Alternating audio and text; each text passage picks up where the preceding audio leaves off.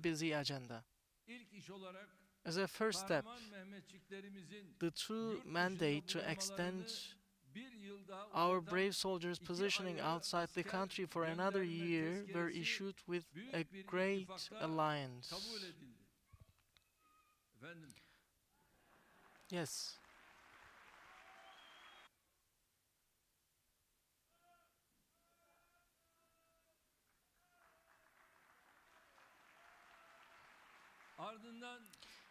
Then we started the work of the first reform package, known as the judicial reform by the public opinion. The legislative proposal for law on criminal procedure and the amendment of certain laws was enacted with the contributions of all political parties and members of parliament. In addition, the negotiations on the proposal of the amendment to the customs law, which includes regulations to reduce the financial burden of our importers and exporters, have been completed. Many international conventions were discussed at the General Assembly. The Turkish Grand National Assembly's spokesperson motion that condemns the resolution taken by the House of Representatives regarding the so-called genocide was accepted with the joint participation of all parties except for HDP. An important regulation has been enacted to ensure sustainable management of fishery products, protect our fisheries and fishery resources, preserve biodiversity, and prevent illegal fishing. The process for the transfer of the powers related to the payment area in the Banking Supervision and Regulation Board to the central bank was facilitated. To this end, Association of Turkish Payment and Electronic Money Institutions was founded to regulate the relations of the members of the profession with each other and with the payment service users. Similarly, the bill for the digital service tax, which came to the General Assembly last week, is still under discussion. The bill enables taxation of multinational companies that offer digital services in line with developments in information technology. This proposal also includes regulations that take into account the voluntary compliance of taxpayers with the tax system in line with the principles of tax justice, tax competition, simplicity, efficiency, and productivity. I would like to thank my fellow members of Parliament who have been working in legislative activities until the late hours on behalf of myself and my nation.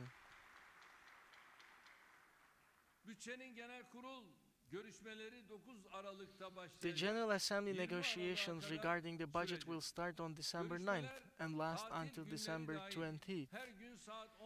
Interviews will start at 11 every day, including holidays, and the activities will continue until the end of the program. Each minister will be at the Parliament full-time with their team on the days concerning their own budget. The assembly activities, which our fellow deputies carry out with great effort and sacrifice, are of vital importance for us.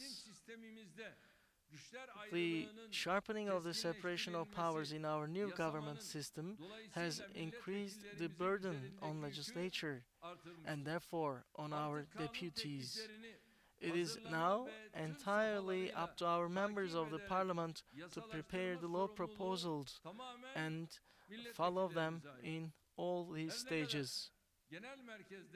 Although we have units in the headquarters and the presidency that carry out work on this issue, the main task belongs to our deputies.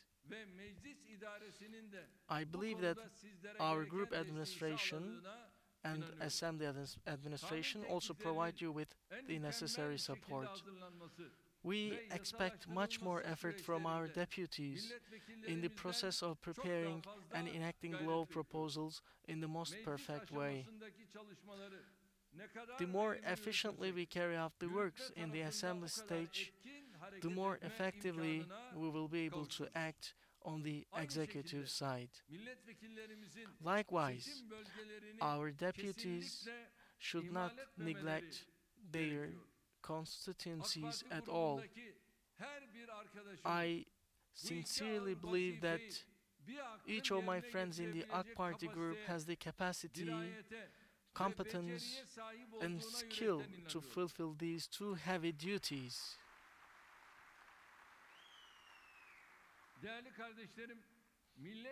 Dear brothers and sisters,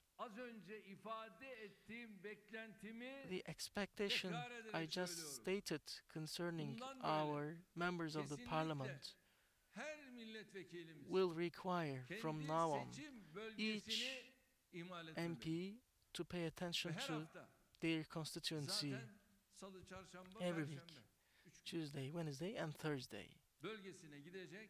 They need to go to their constituency and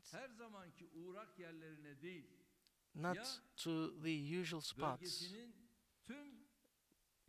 but rather all the districts, neighborhoods, and even villages of their region, asking about how our citizens do, have meetings with local administrations, communicate the messages to us if necessary,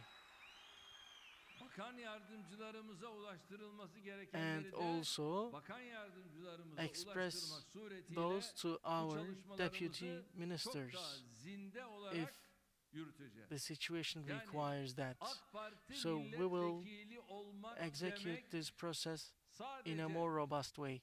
Being a member of parliament from AK Party does not mean coming to Ankara on Tuesday, Wednesday and Thursday, but rather following up the proceedings in Ankara and then following and coordinating the processes with their own districts and regions. And all our MPs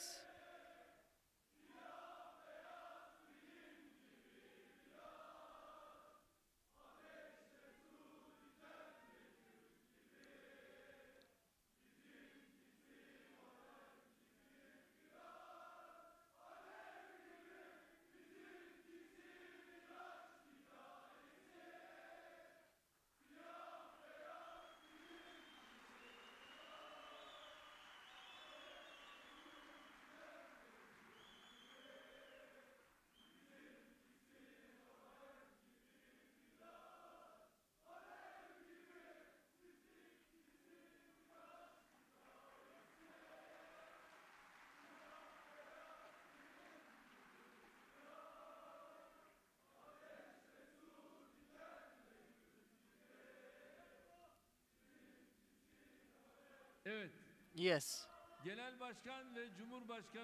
As party chairperson and president, I will always be by your side.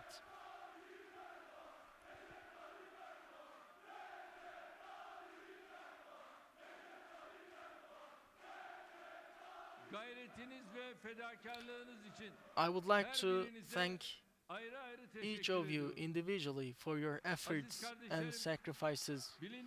Dear brothers and sisters, as is known, last week we paid a visit to the United States of America at the invitation of Mr. Trump. We had very fruitful meetings with President Trump, one-on-one, and with the participation of our delegations. It is not a secret that Turkey-US relations passed through a very difficult period, as you would acknowledge. Our goal is to manage this difficult period in the most reasonable, acceptable, and sustainable way for both countries. Essentially, developments both in our region and around the world requires the United States and Turkey to be in relations that make them much closer and supportive for each other. Most of the problematic areas between us are small issues. These problems were artificially enlarged by anti-American circles in America, in anti-Turkey circles in America, and taken to a dimension that could harm our relations. Mr. Trump is the best person to see the real nature of the efforts to disrupt relations between the two countries. For this reason, he uses his own initiative to prevent Turkey-US relations from falling under a certain level despite all the system-related and political pressures. With the same understanding, we focus on areas where we can cooperate instead of deepening chronic problems by turning to the future. Our last visit was very useful in this respect. Yes, during our talks, we were not able to provide a fundamental solution to many issues between us. However, we showed to the world that we do not allow these issues to hold our relations captive.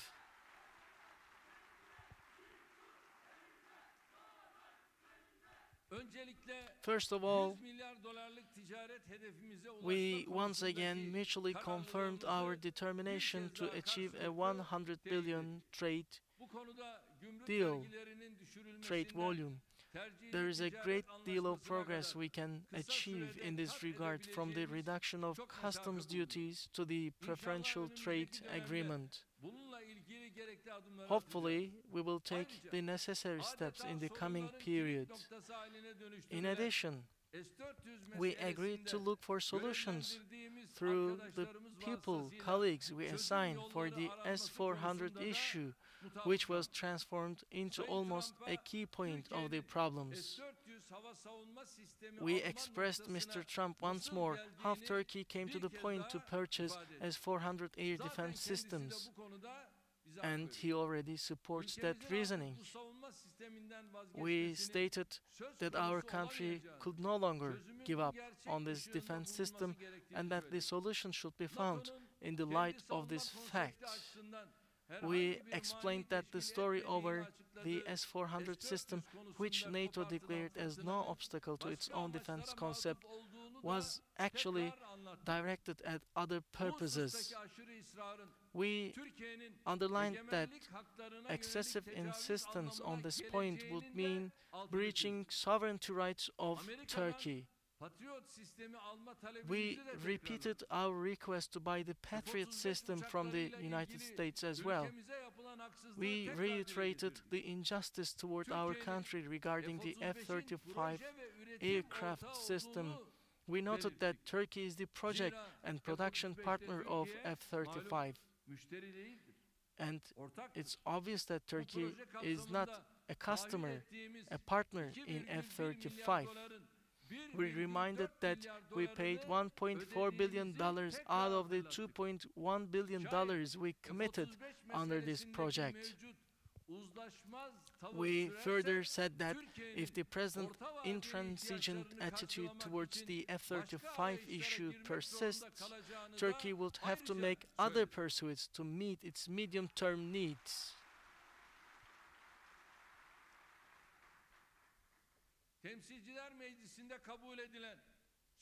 We documented that the so-called Armenian genocide resolution adopted in the House of Representatives was unjust and contrary to historical facts. As a matter of fact, the attempt to bring the Armenian allegations to the agenda of the Senate was disrupted after our meeting. As you know, it was blocked. We hope to make such progress, even if it's gradual, on other issues as well. It is clear that the ongoing impeachment process in the United States and the elections to be held almost in a year's time lead President Trump to act cautiously. Hopefully, when these processes are over, our relations will regain a very strong momentum. We will continue to manage matters delicately until that day. Dear brothers and sisters, the Syrian issue was one of the most important topics of our visit to America. We repeat at every opportunity that Turkey is the country waging the most effective fight against Daesh in Syria. We have neutralized over 3,000 Daesh members only in the Euphrates Shield operation. This number exceeds 4,000 together with other operations we conduct. Currently, there are over 1,200 Daesh people in our country's prisons and over 310 prisons in our controlled areas in Syria and around 1,000 in our repatriation centers. We caught a large number of people, including the wife, sister, and other family members of Baghdadi, who was killed in an operation undertaken by America, and we hold them now. Valuable intelligence was obtained from these people.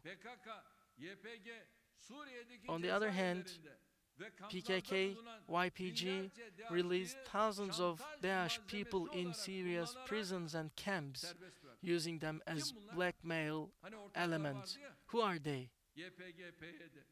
YPG, PYT, partners. They act jointly, right? Now, they have released those Daesh members. We told our American counterparts that one too. We told them that they do not need another terrorist organization against Daesh on the field and that Turkey has the means and determination to carry out this fight. We continue to say that. Nevertheless, it seems that a fraction in the United States is exerting efforts to support and strengthen the separatist terrorist organization in Syria. Turkey's successfully run Operation Peace Spring has significantly disrupted this project. One of the reasons behind the anger towards our country is that we have stopped this big play from being staged.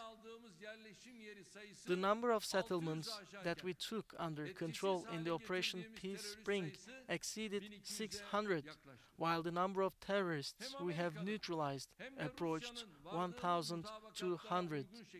It's clear that both America and Russia are unable to purge the regions we have identified completely from terrorists in accordance with the agreements we reached. Outside the operation area borders, attacks at our security forces and members of the Syrian National Army are taking place almost every day. In addition, there are bomb attacks on civilians living in areas under our control. PKK, YPG, terrorist organization is responsible for all these attacks.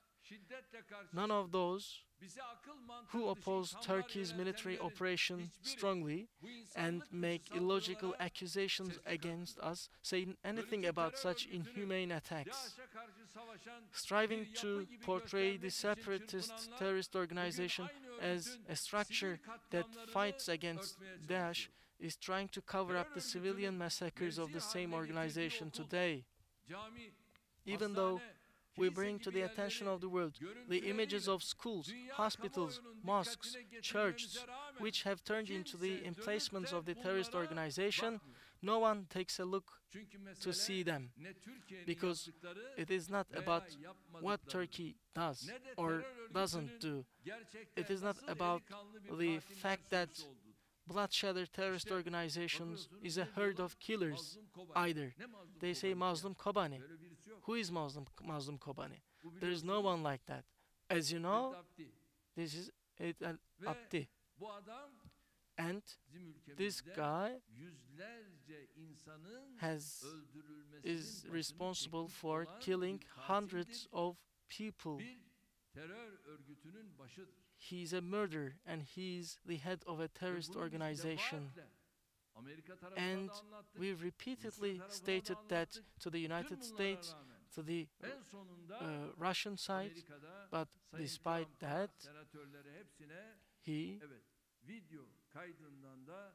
we showed a video to Mr. Trump and senators. We also provided images about him. Of course, this influenced them significantly, and we will continue to explain it all across the world. They take this matter to such a dimension that they say we are against the Kurds, just like HDP in the parliament. The HDP party backed by the terrorist organization. We said, don't mix them up. We are not against our Kurdish brothers. We are against the PKK terrorist organization, YPG, PYD. And your statements are, in fact, means disrespect for our Kurdish brothers and sisters. Don't do this. That's what we told them. Dear brothers and sisters, despite all this, the main intention is to create a terror corridor along our borders and to siege our country from the south. What have we done? We disrupted the siege. That's what they fret about. Of course, this siege from the south, when it was disrupted, they went crazy. 33,000 vehicles of weaponry and ammunition were provided, but still they couldn't conduct that operation with success. Why? Because our Mehmet, our soldier, Syrian National Army, hand in hand, shoulder by shoulder, disrupted such a game by facing death with courage. Of course, our soldiers have been martyred. Also, we had civilian martyrs. And we had around 150 martyrs from this Syrian National Army.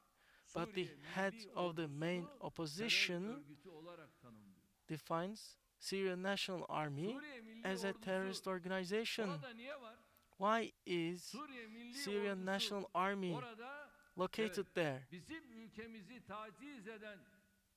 It is located there to prevent those attacking our country as people who defend their lands and wage this struggle together with our Mehmets, our soldiers.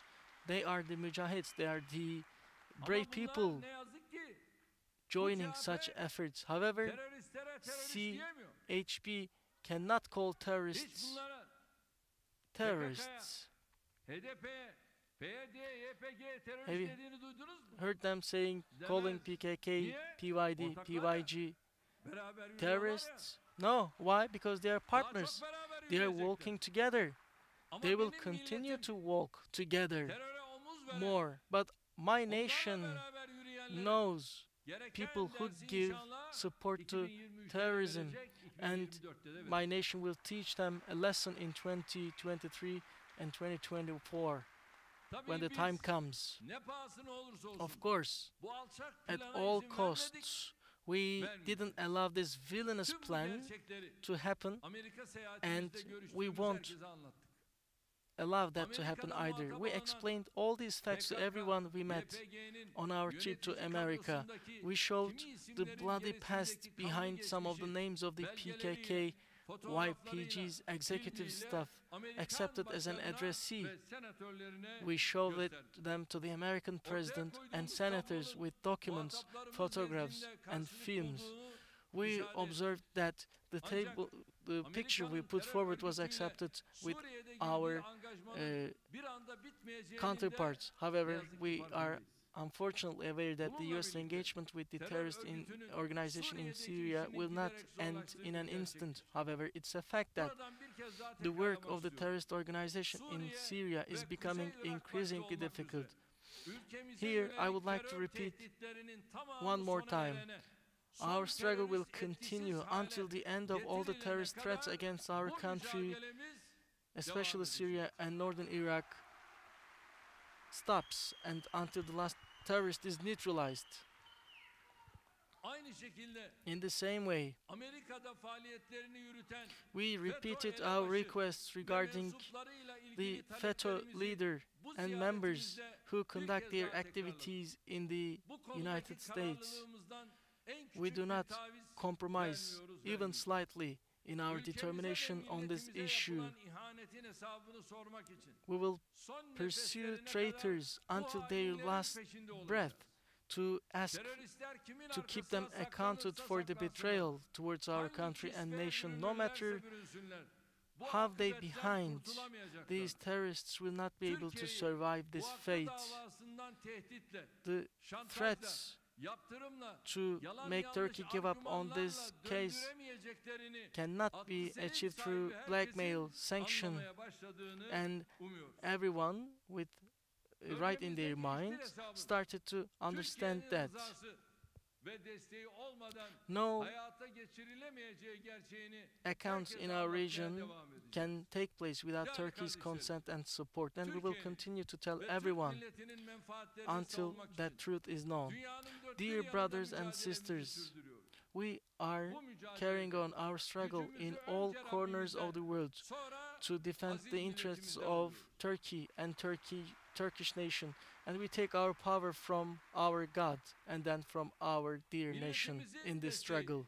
The support of our nation has been with us today as it has been for 17 years. Thank God. We say one nation, one flag, one land and one state. And we take these steps together with 82 million citizens who pray with us. We are one. We are big. We are energetic. And we are brothers. We are breaking all the traps set up in front of us together. And we end all the scenarios prepared for such end.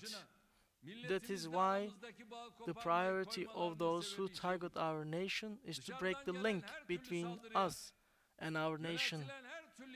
We defend the right, law, and interests of our country and nation against all kinds of attacks and slander from outside. We have no even slightest problems. However, we regret that some of us have the same understanding with the enemies of Turkey. They say Tayyip Erdoğan should go, AK Party should be demolished, regardless of what happens to Turkey. This sort of rhetoric is a reason for existence for some people, especially the CHP chairman's lies, mistakes, skewing certain facts repeatedly raised the issues which cannot be explained with politics anymore. One of the matters this person repeatedly refers to is the tank pallet factory in Sakarya. We have explained this issue many times. I have done that personally. My party spokesperson have done as well. And our colleagues have repeatedly shared information and documents with the public. The Ministry of Defense made a detailed statement.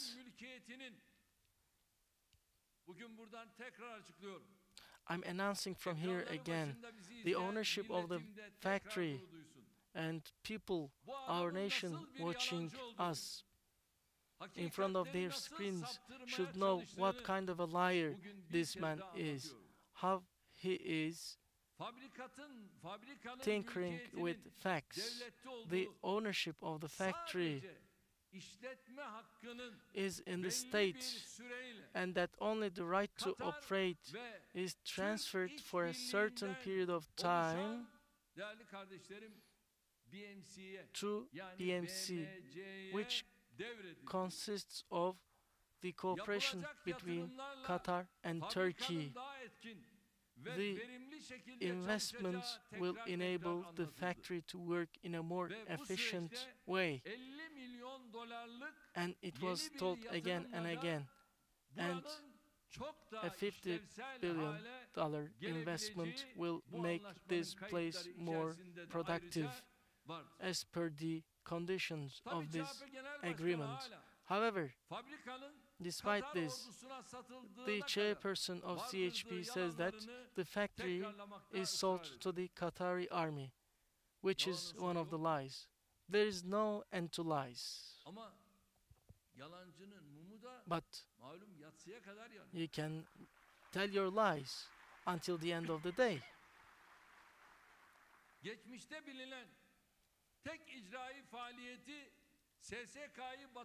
His only known past execution is making the Social Security insurance go bankrupt. So it is clear that he cannot appreciate such a development. That's why I gave this instruction in our Central Executive Committee yesterday, that this matter should be explained to the chairperson as if he is a kindergarten student, not as if he is a child. And we will continue to tell this until he understands. And even we are going to show videos, because he may not be able to understand without images. Dear friends, another matter this person refers to concerns employment figures. We say employment is increasing and he is bothered by that. How can a person can be bothered by the fact that people are taking bread to their homes, that they find employment increasingly? Of course, any unemployed brother is a source of sadness for us. It is our responsibility to provide employment for anyone of working age, but you cannot create employment by just saying employment, as you cannot make the mouth feel sweet by just saying honey. The way to increase employment goes through the enlargement of the country. For this reason, we struggle to increase investment, production, exports, and tourism. Although employment increased by almost 9 million people during the AK Party period, our unemployment rate is still as high as 14%. This high unemployment rate has reasons beyond the difficulties caused by the economic attack we experienced last year. In the past, some of the people who reached the working age did not enter employment statistics because they did not look for work or because they work in family businesses. Now, with the effect of higher education level, almost every male and female citizen coming to the working age is looking for a job. For example, compared to 2002, the labor force participation rate increased by 3.6% until 2018. This rate is 6.3 in women. Although the increase in total employment rate is 3 points, our unemployment figures are relatively high due to this increase in labor force participation. This is not because we cannot create employment. The issue is that the labor force participation has increased remarkably compared to the past. Our lesson is that we need to enable our country to grow further, that we need to produce more, that we need to create areas of employment more. This is not a matter of polemic, but a matter to be overcome by working together with the understanding of mobilization. In the last 17 years, these were the people who opened lawsuits to prevent almost every investment we made, who gave lectures on the podium. The same CHP is now complaining about unemployment, and we are leaving it to the discretion of our nation to evaluate it. Another lie of the CHP chair is that there are still 847,000 pensioners receiving under 1,000 lira in our country. I repeat it from here as if I'm telling it to a kindergarten student. There is no pensioner who receives less than 100,000 liras in Turkey. Mr. Kemal Kılıçdaroğlu may have been stuck with his term at the Social Security Insurance Directorate General. In his period, there were people receiving a pension of 60 liras, not even 1,000 liras. You are there, Mr. Kemal. You should come to present day. Turkey today is different. In fact, he knows that that is not the case. But he acts as a cunning person, describing the death pension shared among right holders as if each of them were a separate pension. However, we see one single pension being divided among multiple beneficiaries. Unfortunately, this is what they do in all their acts. Instead of telling the truth, they try to deceive the nation by bending, twisting, distorting, and telling lies. Distorting truth and telling lies. That's why our nation does not take them higher than 20%, no matter what they do. No tricks they play. Nevertheless,